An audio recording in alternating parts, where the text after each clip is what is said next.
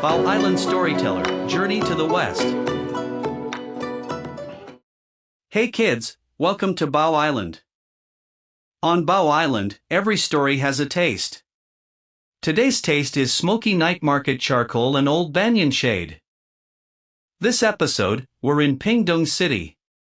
Today's story, The True and False King. Welcome back to the Bao Island bus. We've come back from the coast to Pingtung City, the warm, tropical capital of Pingtung County. Today we're parked near Shengli Star Village, one of the best preserved veterans villages in all of Taiwan. These lanes are so quiet. And the houses, they're low, single-story, with slightly faded paint and big old trees growing between them. There's a cat sleeping on a windowsill. Shengli Star Village was originally Japanese military housing. After 1949, when the Nationalist government retreated to Taiwan, soldiers and their families moved in. For decades, hundreds of families from every province of mainland China lived side by side in these narrow lanes, cooking their home province's food, raising children, learning Taiwanese, becoming Taiwanese. Many veterans' villages across Taiwan were demolished as the island modernized. This one was saved, turned into a cultural heritage site with galleries, cafes, and creative studios, but the original buildings are intact. You can still see the old mess hall, the community well, the wooden window frames painted in that particular shade of military green. It feels like time slowed down here on purpose. Some places are preserved because someone decided, this story matters. Don't erase it. And when the sun goes down, we'll walk over to the Pingtung Night Market, one of the best in the south. Excited, night market. That's where the real food is. Laughing, let's get through the story first. Also unstoppable.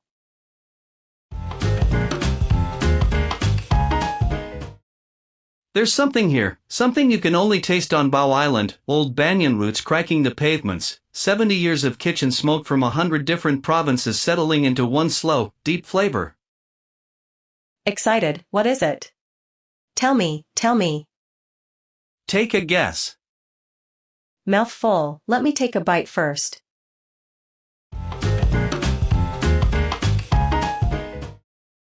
Night market first. Bao has already found the stall. Approaching, black sugar mochi again, this is the Pingtung Night Market version. A bowl of sweet potato starch cubes mixed with black sugar, sitting in shaved ice with red beans, grass jelly, and a thick drizzle of black sugar syrup. How is this one different from the one on Little Liuqiu? Bigger portions. Pingtung people don't hold back. And the syrup is darker, like liquid caramel with a hint of smokiness. The mochi cubes are softer too, almost melting.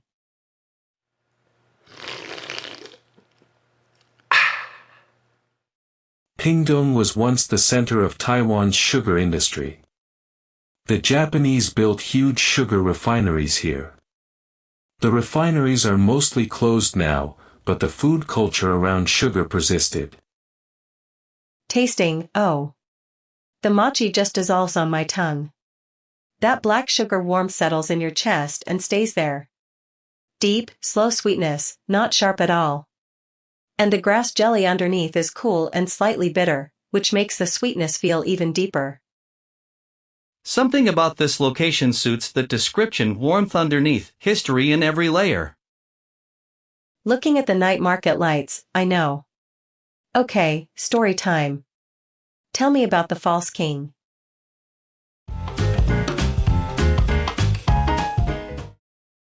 We left off with the jade token delivered to the prince by the magical baby. Now, morning has come in the pilgrim's monastery. Sun Wukong tells Tang monk, I'm going into the palace today. I'll go as the king.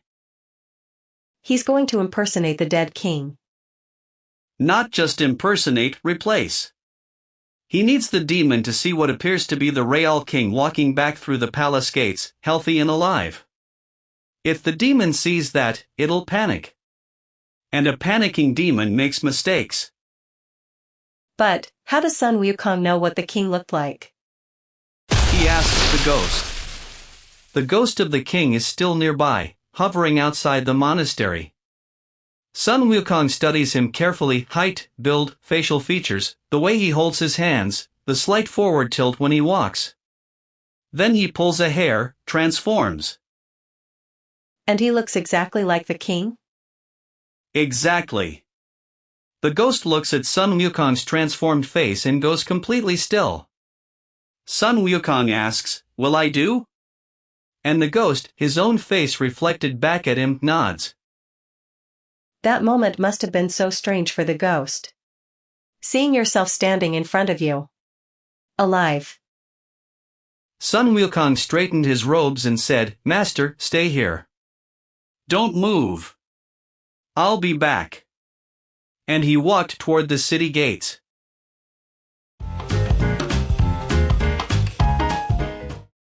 Sun Wukong, as the king, walked through the city streets. People bowed. Guards snapped to attention. Palace attendants rushed forward to greet him. He said just enough, moved just confidently enough, that no one questioned his presence. The demon was still on the throne. The demon was sitting in the throne room when the doors opened and himself walked in. Slowly, the demon saw the real king. Except, not the real king. Sun Wukong. The demon froze. For 1 second, no more, but Sun Wukong saw it. A flicker of panic behind those borrowed eyes. The demon must have thought, impossible. I drowned him. He's been dead for 3 years. How is he here? Sun Wukong, playing the king, said in a calm, royal voice, "I have been away. I have returned. There are matters to discuss." He walked past the demon, sat down at the secondary throne used for receiving officials, and just waited. The demon had to perform. Had to perform being someone pretending to be the person Sun Wukong was actually pretending to be. Layers within layers. Laughing, this is chaos. Very organized chaos.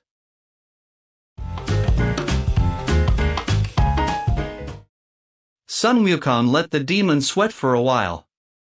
Then he called for the prince, the king's son. The one who received the jade token. The prince came in. Sun Wukong, still playing the king, said, "My son, I have been away too long. Come to me."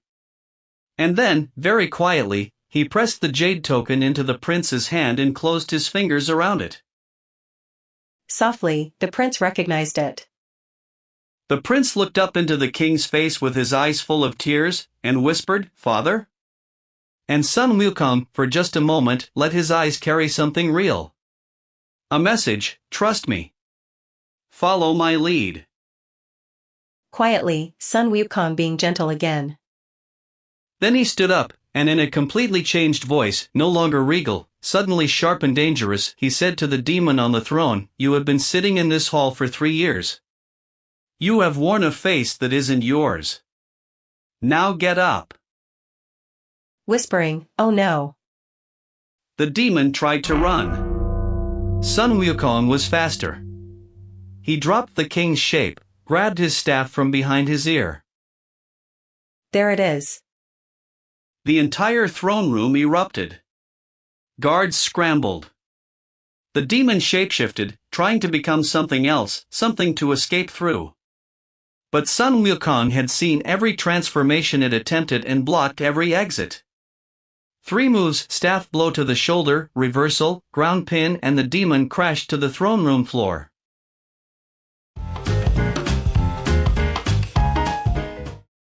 Sun Wukong sat on the demon's back, staff across its neck, and said, "Show your true form." What came out? A rabbit.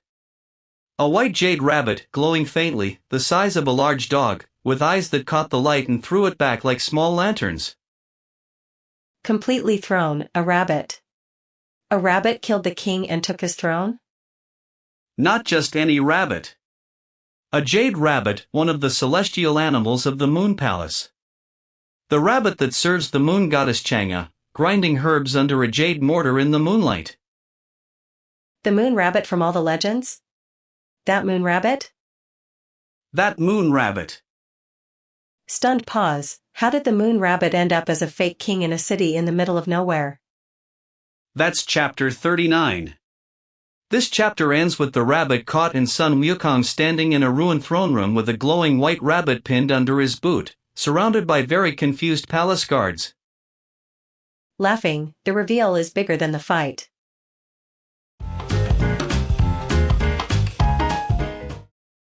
The demon is caught. But Sun Wukong looks around the throne room at all the people staring at him, the ministers, the guards, the prince, and realizes the harder problem. The real king is still at the bottom of a well. And has been there for 3 years. He's been dead for 3 years. Sun Wukong scratches his head. He says, right. The body. I need to get the body. He calls for the ghost of the king. The ghost, who has been hovering outside the city this whole time, drifts in through the palace wall. The ghost is still there. Sun Wukong says to the ghost, "Where's the well?" The ghost leads him to the imperial garden, a quiet corner, behind a decorative rock. There's an old well, sealed with a heavy stone lid. Nobody has touched it in 3 years. Quietly, the demon sealed it and just continued. Sun Wukong lifts the lid. The well is deep. He transforms, shrinks down to the size of a small animal, and drops in.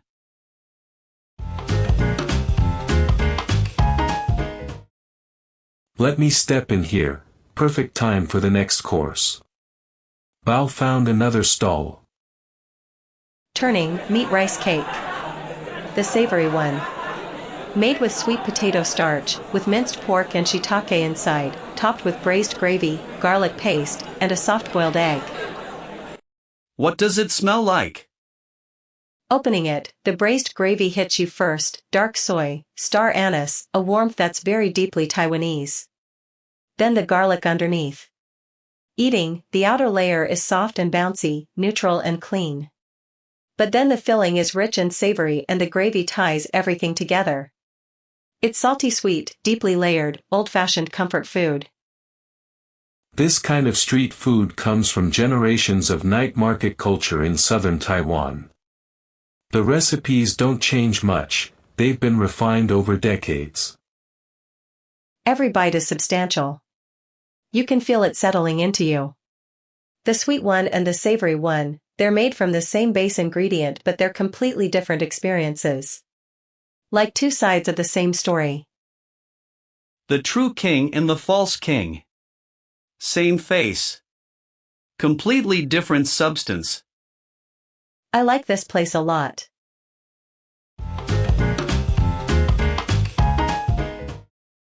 Sun Wukong comes back up out of the well. He's carrying the king's body on his back. 3 years dead. 3 years dead. He lays the body out in the garden. Then he says to Tang Monk, who has arrived at the palace by now, "Master, I need to ask you for something you're not going to like." Oh no.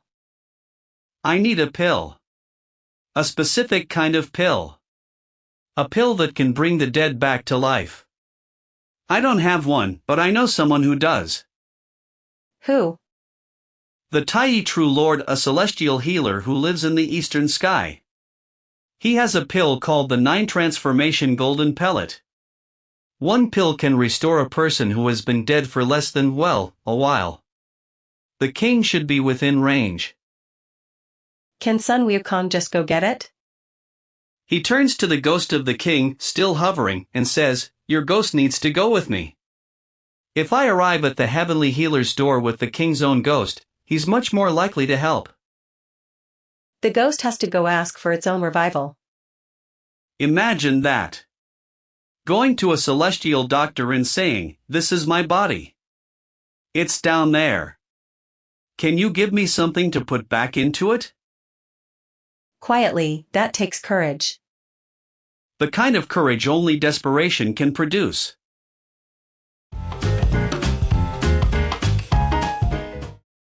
Sun Wukong and the Ghost King fly to the eastern sky. The Tai True Lord, a celestial physician of ancient standing, sees them coming and shakes his head. A 3-year body. That's on the edge of what's possible.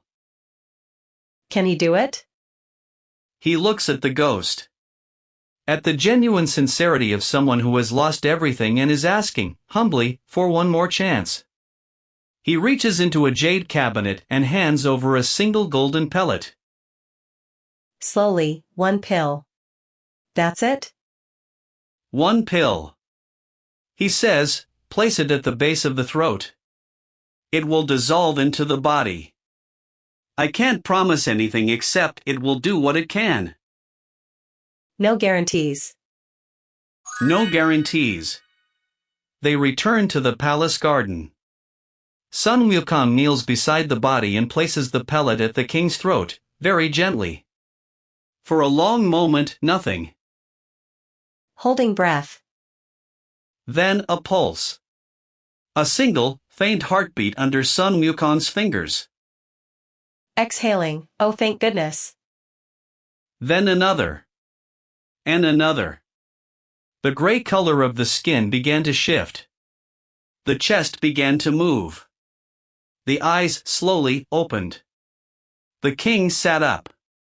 He looked at the garden, the palace walls, the night sky, and completely broke down crying. Quietly, he's alive. 3 years gone. And then, breathing again.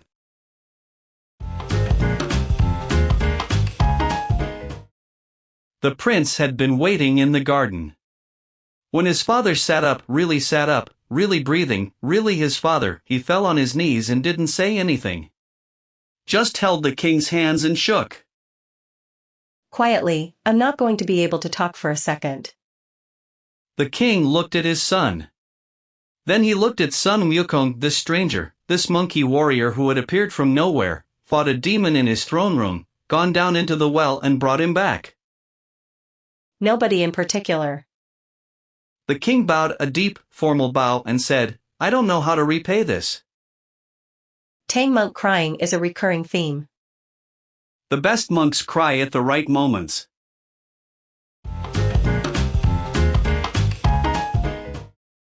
There's something about being in a veteran's village that connects to this chapter. What do you mean? The soldiers who lived in Shengli Star Village came from faraway provinces, Sichuan, Shandong, Hunan. They left everything behind. Many of them never saw their families again. They built new lives here, but part of them always lived somewhere else. The Ghost King couldn't get justice on his own. He needed to be heard, to find someone willing to carry his story. And then, he got a second chance. That's not so different from the veterans whose stories are now carried by their children and grandchildren, and by the preserved village itself. The voiceless need someone to hear them. You have to be willing to listen. These narrow lanes, these old houses, they're a place where that kind of listening still happens. The stories are on the walls, in the faded paint, in the trees that grew between the houses over 70 years. Quietly, a murdered king, a magic pill, faded military housing, and black sugar mochi at a night market. Today has been a lot. Warmly, in the best way.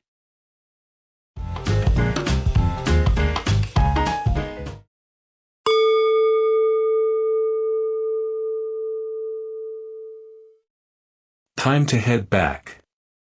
The night market is winding down and the lanes of Shengli Star Village are quiet under the streetlights. Today we walked the quiet lanes of Shengli Star Village in Pingtung City, where soldiers' families built a community that survived for 70 years. We ate black sugar mochi and savory meat rice cake from the Pingtung Night Market. And we heard chapter 38, Sun Wukong took the shape of a murdered king, walked into a demon's palace, exposed the impostor in the middle of the throne room, then retrieved a 3-year-old body from a sealed well and brought it back to life with a single golden pill. The king sat up in the garden at night, held his son's hands, and asked, "Who are you?" And Sun Wukong said, "Nobody in particular." The best help often comes from nobodies in particular. What's next episode? Next time we're heading into the mountains to Sandimen and Wutai, indigenous Rukai and Taiwan territory in the Pingtung Highlands.